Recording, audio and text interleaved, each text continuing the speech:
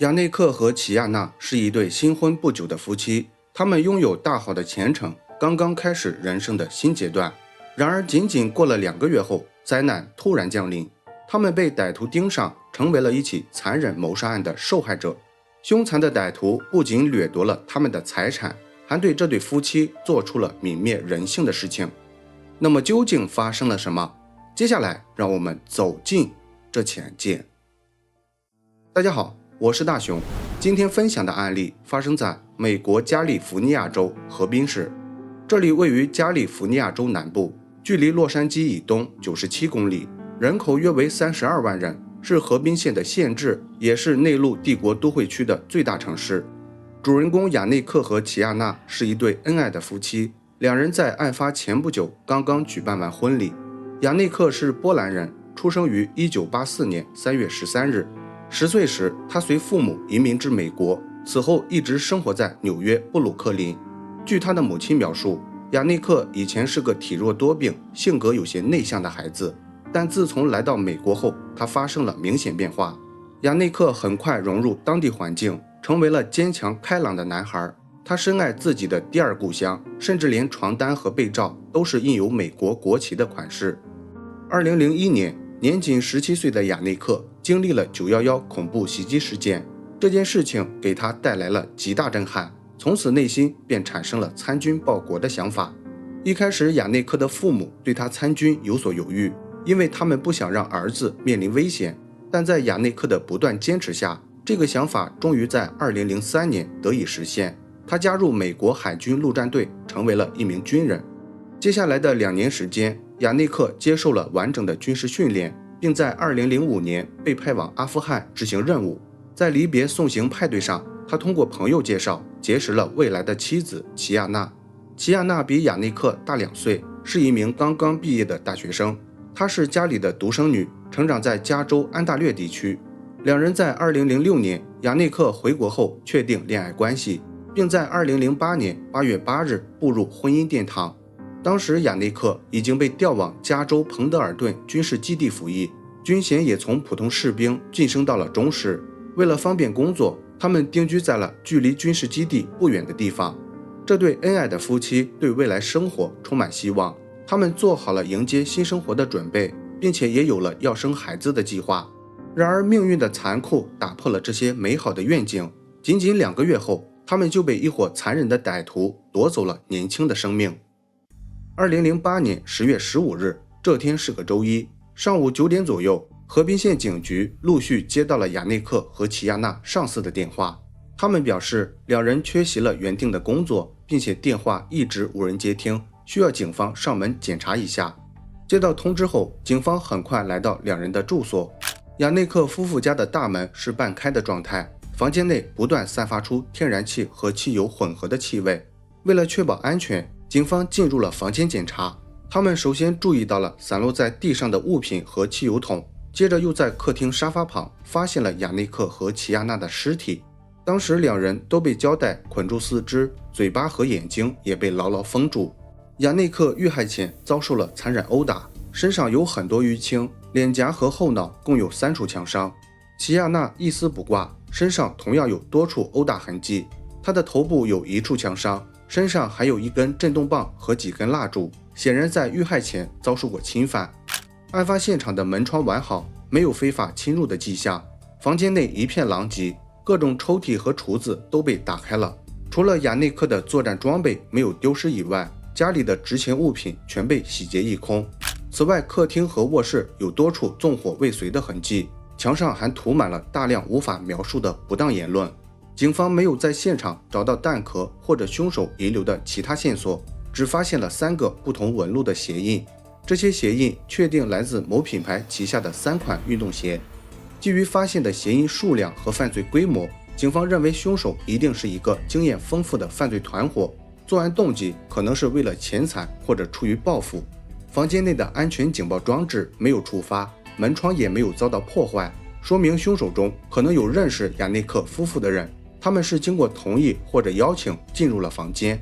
有了初步结论后，警方首先调查了墙体上宣扬某种仇恨的不当言论，起初，警方怀疑这对不同身世的夫妇结合可能引发了某类人群的不满，但经过进一步调查后，警方很快排除了这一假设，因为这对夫妇认识的朋友中不存在这类群体，并且凶手尝试过点燃房屋销毁证据，所以这些不当言论更像是纵火失败后的补救措施，目的是为了误导调查方向。于是警方又把注意力放在了失窃的银行卡上。通过监视银行卡的交易记录，警方很快找到了第一条线索。案发后不久，一名可疑男子拿着被盗银行卡，在军事基地附近的取款机上取走了$400现金。尽管该名男子使用蓝色手帕遮盖了自己的面部，手上戴着手套，也没有留下指纹，但是这也给警方提供了调查方向。取款机位于军事基地后门大约300米的地方，这里很少会有普通人来往，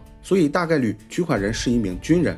由于军事基地属于军方的管辖范围，警方没有执法权。为了解决这个问题，警方找到了海军罪案调查局寻求帮助。该部门隶属于美国国防部，主要负责调查和打击海军陆战队和海岸警卫队的刑事犯罪活动。调查局的侦探了解完相关情况后，也得出了相同结论。他们认为亚内克夫妇家失窃了大量物品，唯独亚内克的作战装备没有丢失，这说明凶手对军事装备不感兴趣，进一步证实了凶手可能是一名现役军人。在得到海军罪案调查局的支持后，警方马上在基地展开了调查工作。亚内克的队友告诉警方，亚内克是个非常健谈的人，常常公开谈论自己的家事。他曾多次向周围人吹嘘自己家放了很多现金，以及结婚时收到了大量贵重礼品。此外，亚内克在军队的声誉不太好，这主要与他采取的工作方式有关。亚内克所在的训练中队主要负责给新兵做培训和评级工作，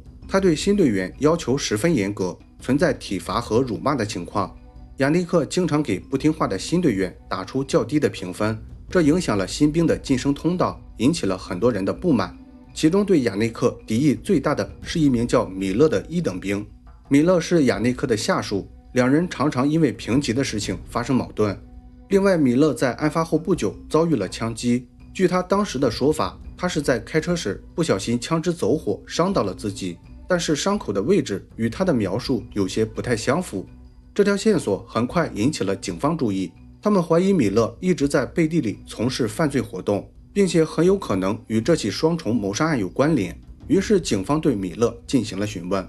米勒告诉警方，在过去的9个月里，亚内克一直是他的直接上级，尽管他们发生过摩擦，但他并没有因此憎恨亚内克。案发那晚，他一直和妻子还有2个孩子在家里，没有外出过。警方不相信米勒的说法，他们提醒米勒要如实交代，因为他们可以通过查询手机位置的方式轻易验证这一说法。米勒听到后立马改变了之前的证词，他表示刚才记错了，实际上那晚他和几个朋友去了酒吧喝酒，期间他路过了亚内克的住所，但他从未进去过。警方继续追问米勒那晚他外出时所穿着的衣服，米勒列举了一大堆他可能会穿着的衣服和鞋子，其中提到了与案发现场鞋印一致的某款运动鞋。米勒的说法让警方怀疑他可能是其中一名凶手，于是在审问结束的几个小时后，全副武装的警方带着搜查令来到了米勒家。然而让他们没有想到的是，这次搜查遭到了米勒的强力抵抗，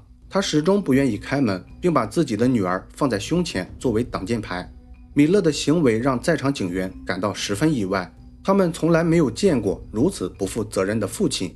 双方在僵持了一段时间后，警方设法破开房门并控制住了米勒。警方在米勒的住所找到了齐亚娜失窃的银行卡、珠宝首饰以及亚内克的军装，另外还在一个背包里发现了与监控画面中相同款式的蓝色手帕和黑色手套。最重要的是，警方找到了4枚手枪弹壳以及作案所使用的枪支。然而这些物品就放在显眼的地方，米勒在接受问话后完全有时间处理，但他不知何故没有丢弃这些证据。此外，警方还在米勒家发现了大量陌生人的身份证件和不属于亚内克夫妇的贵重物品，这些物证也证实了米勒一直在背地里从事犯罪活动。面对铁一般的证据，米勒始终不愿意交代自己的罪行。在持续审问了1个小时后，米勒崩溃了，他承认自己参与了犯罪，但是掩盖了部分罪行。米勒声称，那晚他去亚内克夫妇家只是想抢点东西，并没有杀人的想法。与他一同犯罪的还有3个人，分别是18岁的约翰、21岁的塞克斯以及20岁的凯文。这3人都是海军陆战队员，其中约翰和米勒一样，也是亚内克的下属。米勒告诉警方，扣动扳机的是约翰，侵犯齐亚娜的是塞克斯，负责在外面望风的是凯文，而他只是拿了一些东西，还有在墙上喷涂了侮辱性词汇，没有做出过其他过激行为。根据约翰的供述，警方陆续逮捕了其他3名凶手。在对他们分别审问后，警方虽然得到了大致相同的犯罪经过，但就谁是主谋的事情上，4人却给出了不同答案。这些人的目的很明显，都想把责任推给其他人。为了了解事情真相，警方又对他们进行了调查。通过走访4人的朋友和队友，警方很快找到了几位知情者，并且又发现了一些其他证据。警方在约翰和塞克斯的住所找到了另外2双与案发现场鞋印一致的鞋子，同时在塞克斯家发现了齐亚娜丢失的其他珠宝首饰。根据掌握的线索以及知情者补充的细节，警方还原了事发的整个经过。米勒和同伙一直在背地里从事着暴力抢劫的不法勾当，他们白天是受人尊敬的军人，晚上就变成了无恶不作的歹徒。米勒和同伙经常抢劫军事基地周边的居民，由于一直没有被警方抓获，他们的胆子变得越来越大。案发2天前，米勒被告知失去了晋升机会，因为亚内克认为他的表现不佳，不符合晋升标准。为此，米勒对亚内克产生了极大不满。想到亚内克经常吹嘘自己家放了很多现金和珠宝首饰的事情，米勒就打算借着抢劫的机会对亚内克报复。案发那晚9点左右，米勒纠集同伙开车来到了亚内克夫妇的住所。原本他们打算撬开房门，悄悄潜入房间，但在看到门窗上安装的报警装置后，便放弃了这个想法。其他几个同伙看到这种情况，纷纷提议换个作案目标，但是米勒坚持不答应。为此，他想了一个进入房间的办法，也正是这个办法让原本的抢劫变成了毫无意义的谋杀。米勒让凯文摘下面罩，敲开了亚内克的家门。当亚内克打开房门的那一刻，躲在旁边的3人一拥而上，冲进房间，很快制服了亚内克夫妇。他们用胶带把亚内克夫妇捆起来，丢在了地上，接着开始四处翻找家里存放的现金。然而他们找了近1个小时，也没有找到亚内克所吹嘘的大量现金，只找到了几张银行卡和一些珠宝首饰。当他们意识到被亚内克欺骗了以后，气急败坏的3人开始疯狂殴打亚内克夫妇。即便亚内克主动求饶，交出银行卡密码，他们也没有打算放过这对夫妻，因为米勒对亚内克早就积怨已久，他要借此机会好好教训一下亚内克。3人首先把搜刮来的值钱物品搬到了汽车上，然后又返回房间，对这对夫妻进行了第2次伤害。在这过程中，米勒和塞克斯对齐亚娜做出了无法描述的事情，而亚内克就被按在地上，被迫观看这一切的发生。大约过了半个小时后，3人感觉有些疲惫了，决定离开。这时米勒提出了灭口的想法，因为凯文在敲门时摘下面罩暴露了身份，他们不能留下任何隐患。于是约翰又在米勒的指使下开枪结束了亚内克夫妇的生命。